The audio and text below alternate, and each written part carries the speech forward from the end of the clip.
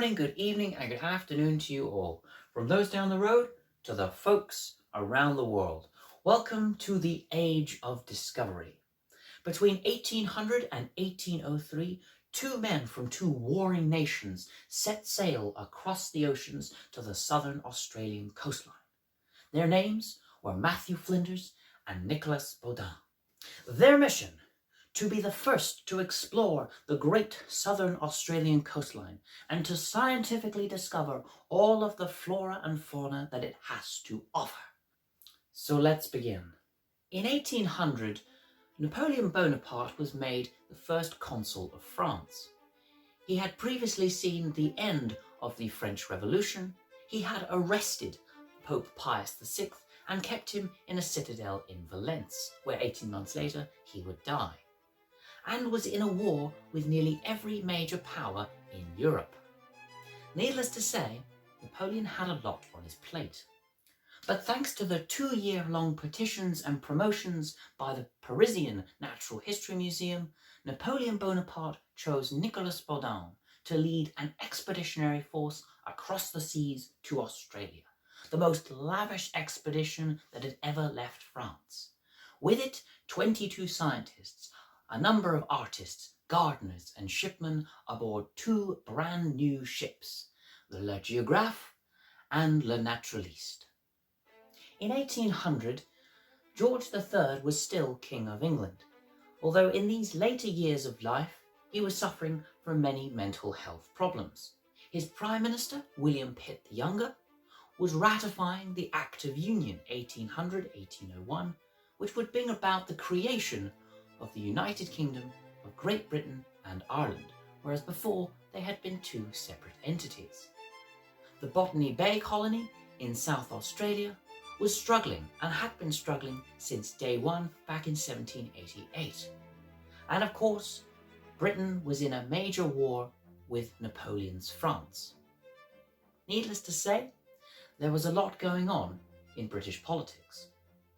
But thanks to Joseph Banks, the botanist to Captain Cook, and one of the influences of the Botany Bay colony idea, a young Matthew Flinders was chosen to lead an expedition force to the southern coasts of Australia.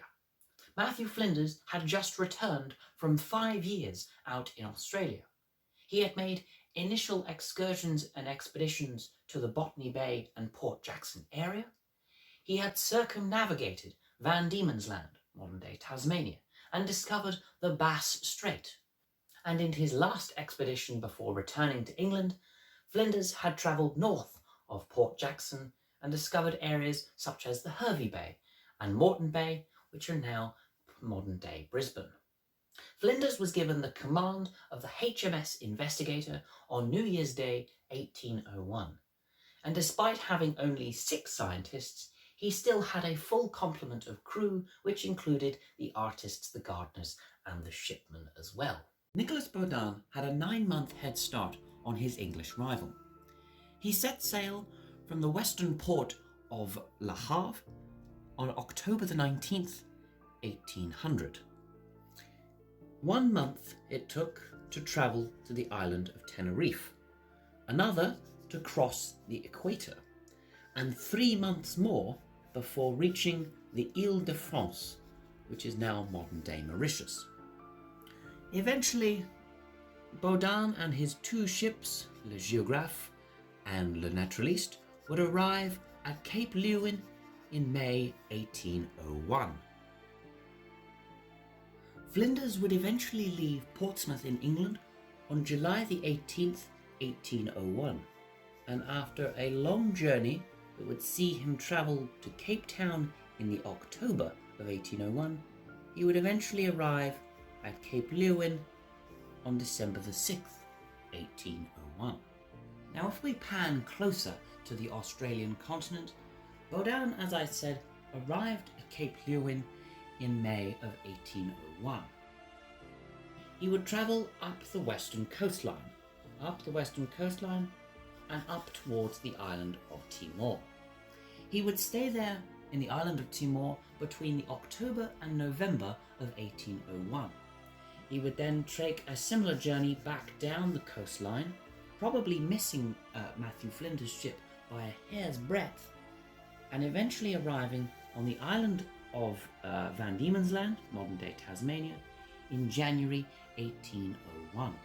Around the same time, Flinders had spent the month in Cape Leeuwin, but was about to start on his own journey of discovery.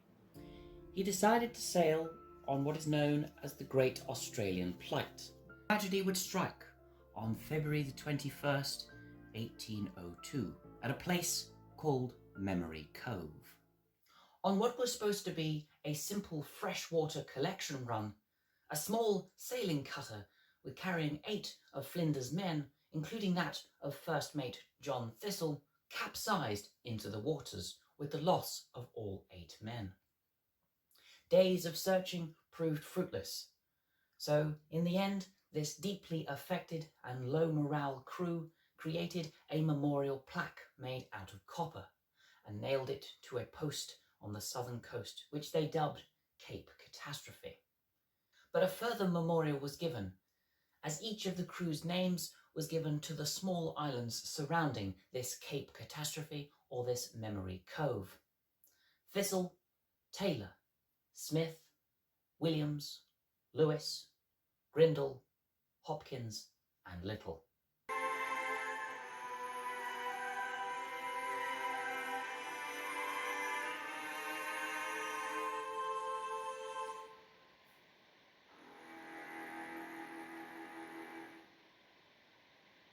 Following this tragedy at Port Lincoln or Memory Cove, Matthew Flinders moved off towards the island known as Kangaroo Island. He would name it thus after the abundance of grey kangaroos that lived in the area. Once there, he then moved off and towards the St. Spencer and St. Vincent Gulfs, which are these areas right here, and then ended up towards this section of the coastline, which is known as Encounter Bay. Meanwhile, Nicholas Baudin had finished his time on the island of Van Diemen's Land and was making his way northwards along the coastline and up towards Encounter Bay. Both parties, from England and France, Flinders and Baudin, would meet at Encounter Bay on the 8th of April 1802. At Encounter Bay, it is reported that Matthew Flinders and his crew on the Investigator were the first to signal Nicholas Baudin on Le Geographe. And once ashore, both parties cordially greeted each other, despite the two countries that they were from being intensely at war. They shared experiences, they shared stories, and they shared the discoveries that they had made along their own respective journeys over the last 2 or so years. In fact, it was one of Nicholas Baudin's lieutenants, Henri Fressinet, speaking to Matthew Flinders, and is quoted to have said, "Captain, if we had not been kept so long picking up shells and catching butterflies, you would not have discovered the southern coast before us." And it's true. Over the couple of years that Nicholas Baudin was in South Australia and up into Timor as well, he collected over 180,000 specimens, including 72 live ones which would go to Josephine Bonaparte, Napoleon's own wife. And in fact, in a funny little story, 2 crew members of Baudin's ship had to be evicted from their quarters to house 2 of the kangaroos that had been captured on Kangaroo Island. Baudin and Flinders would never meet after this moment at Encounter Bay, but the legacy of this moment lives on, not only in the people that live in Encounter Bay or the Port Lincoln area, but also in the books and the journals that came thereafter following these great moments of discovery. Now, following this cordial meeting, Matthew Flinders moved off and down along the south coast towards Port Jackson. He would arrive on the 9th of May 1802, and he would resupply there for the next 12 weeks, moving off again on the 22nd of July 1802. Baudin, however, would take an altogether different route.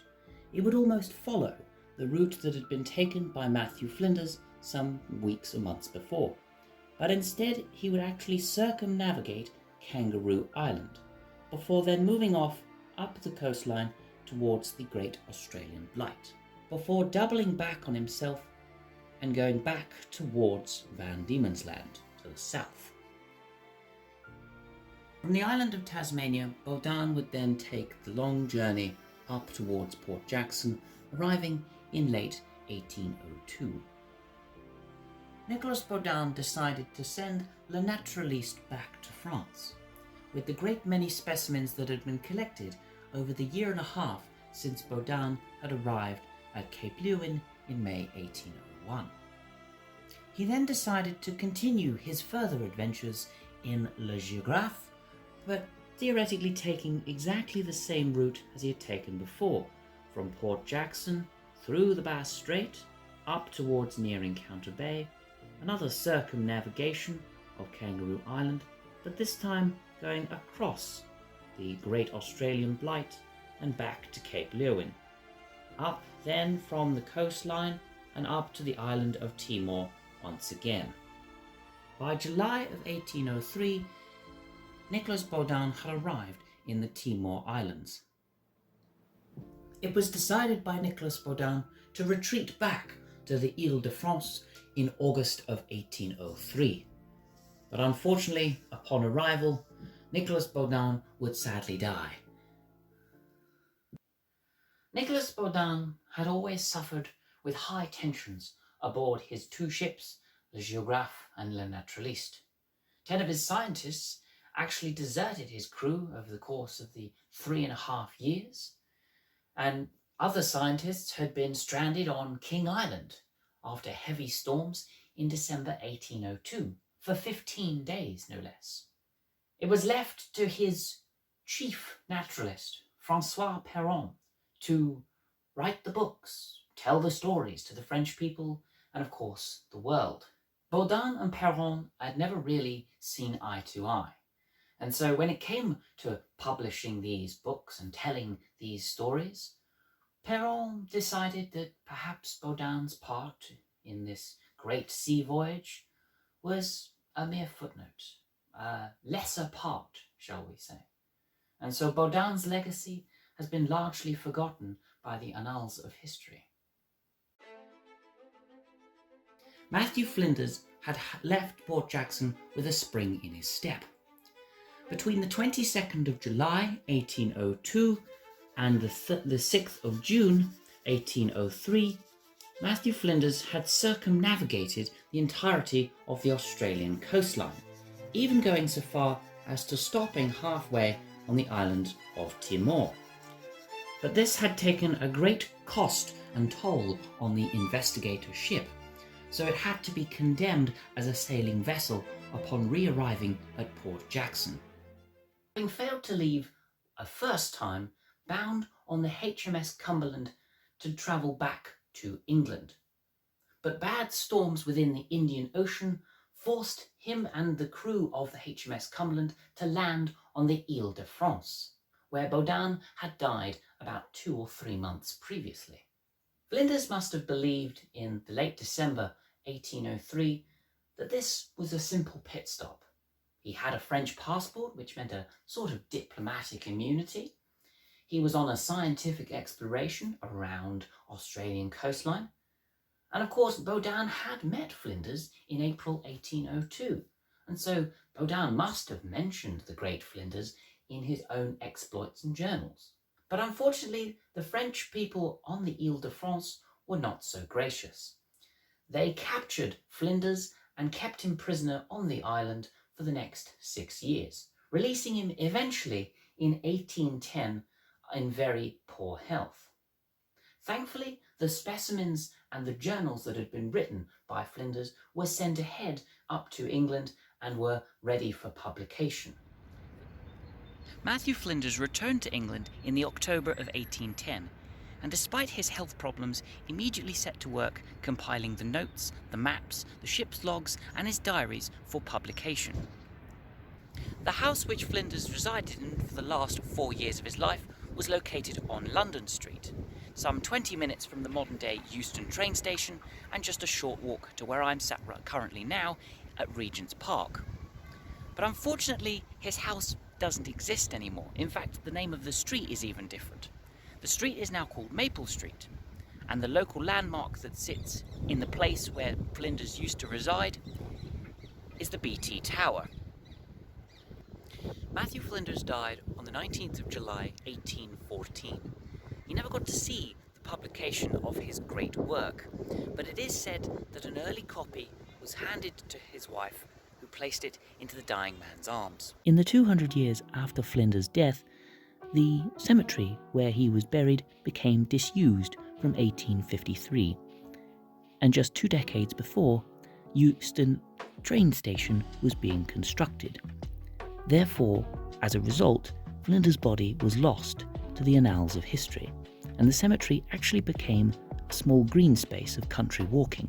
That was until about 5 years ago, in January of 2019, when the expansion of Euston's train station forced some archaeologists to excavate the old cemetery, and striking upon Matthew Flinders' body was a great success and made news articles across the world. On the 13th of July 2024, after 5 years of arduous work by the local volunteers, Matthew Flinders will be reburied in his hometown of Donnington in Lincolnshire, alongside his many other family members whose graves are still in the churchyard today. I travelled to Donnington in Lincolnshire some 5 days before the official ceremony is to take place, and there is a buzz about the whole village. There's bunting of British and Australian flags around the major high street and marketplace. There are shop fronts dedicated to the Australian connection. And of course, this statue of Matthew Flinders and his ship's cat Trim. In the church itself, there is a dedicated stained glass window with Matthew Flinders centre stage alongside Joseph Banks and George Bass, 2 of the other influential figures in both Flinders and Australian history. And in the churchyard, the Australians gifted a very rare Wollemi pine tree. On the day itself, there will be a ceremony represented by 400 individuals from the village of Donnington, from Australia, and Mauritius, of course, where Flinders was held for roughly 6 years of his life. Flinders will be given a naval guard of honour as he is reburied in the north aisle of this St Mary and Holyrood church. He will be buried in a coffin that is similar in design and shape and material to that of which he was buried in originally in 1814. And he will have sprinkled upon his coffin soils from across Australia and Mauritius, as well of course as the consecrated ground of this church. And the evening celebration will be held at the aptly named Flinders Park, which will hold a large garden party before a giant fireworks display in Flinders' honour, and this reinterring of Matthew Flinders to his hometown. Finally, the local children of the various surrounding schools will be able to visit Donnington in Lincolnshire on the previous day, on the Friday, to pay their own ceremony and service to this reinterment of Flinders. And finally, on the Sunday, the holy day as it is, the parishioners will be able to have their own Sunday service, again in honour of Flinders. Flinders' legacy has become more than just this momentary part of history. It is seen within the place where Flinders used to live, the place where Flinders used to go to school, and of course the statue which stands in the middle of the village. But there are many wider legacies that Matthew Flinders has left on the state of Australia, and of course in naval history, exploration history as well. The first and the fundamental legacy that Flinders has left on this great continent, this great country, is its name, Australia. It was first used as its name in a publication by Flinders in 1814. Even if you did not know prior to this video the story of Matthew Flinders, you knew that that country, that great continent, was called Australia. A man by the name of Bungaree was from the Darug people of the Broken Hill area, and he accompanied Matthew Flinders on the Investigator during the circumnavigational voyage, and thus became the first native Aboriginal Australian to circumnavigate the Australian continent, and was given equal mention along with the other members of the crew and Flinders himself in Flinders' own publication of his journals and diaries in 1814. Scientifically, botanist Robert Brown would publish a work in 1810 that was to be considered the greatest botanical work of its time, and the first comprehensive guide to the flora and fauna of Australia. Within this book there were 2,000 coloured images by the artist known as Ferdinand Bauer. Brown would meticulously preserve each of these specimens and carefully transport seeds back to England for the use of the London Botanical Gardens. And that, unfortunately, concludes this video. Although the two men of Matthew Flinders and Nicholas Baudin never lived to see the legacies that they had created, their legacies still live on, whether it be through the explorative narrative that they created, through the scientific discoveries that they made, or through the namesake that Australia has been given. Thank you for watching this video. I hope you've enjoyed it, and I will see you next week for another one. See you later.